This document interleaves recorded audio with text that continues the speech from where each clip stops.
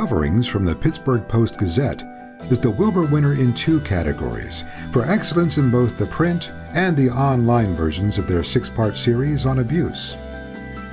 Many Americans admire the Amish and related Mennonite groups for their piety, work ethic, community bonds, and commitment to nonviolence.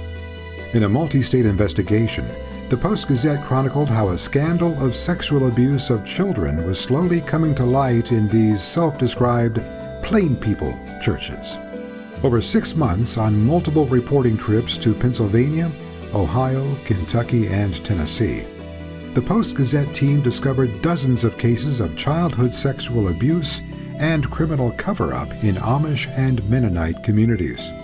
Our video clip shows the extensive coverage in newsprint and then includes video from the online treatment where we will meet Trudy Metzger.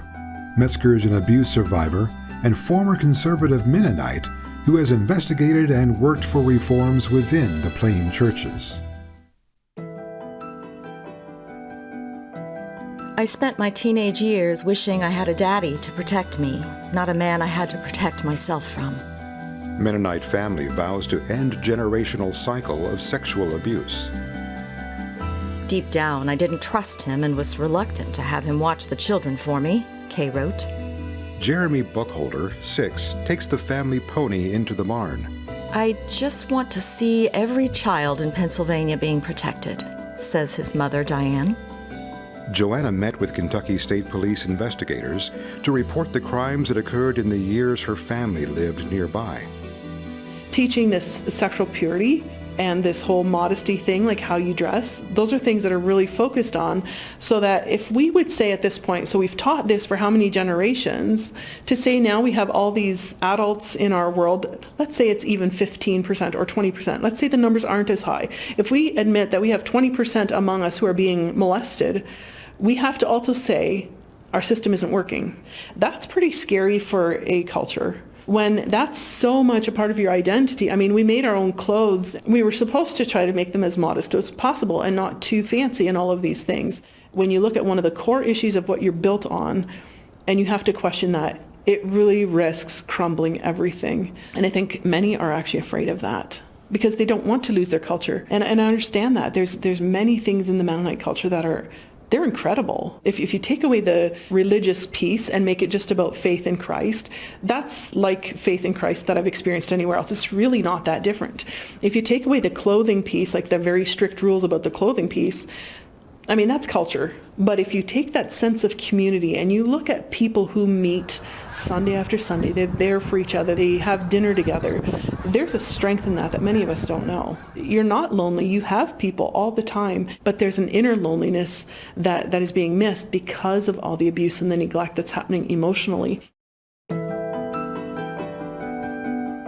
Our Wilbur judges said, "This comprehensive series proves that no religious group is immune from predatory behavior and habits of cover-up, but does so while treating its subjects with sensitivity. It was a very pleasing presentation, a mix of eye-catching photography and video, anchored by top-notch writing and sourcing that must have taken a lot of time and skill to cultivate with a community that likely isn't inclined to trust outsiders." Greetings from the Home Office. I want to thank the Religion Communicators Council for these very meaningful honors. I'm sorry we can't meet in person this year for the reasons we all understand. I want to thank the Council for putting on the Wilbur Awards year in and year out, honoring journalists who cover religion in the secular media. I had the opportunity with this project to work with 2 outstanding journalists, Shelley Bradbury and Stephanie Strasberg, and I'm grateful for all their work in making this project a reality.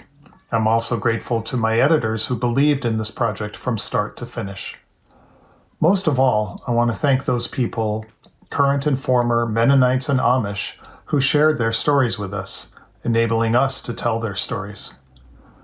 Their accounts were painful and intimate, but also included moments of great empowerment. We were there with them to witness in real time as they sought, and in some cases received, a justice long delayed. Again, thank you for these honors, and I hope we can meet again in person.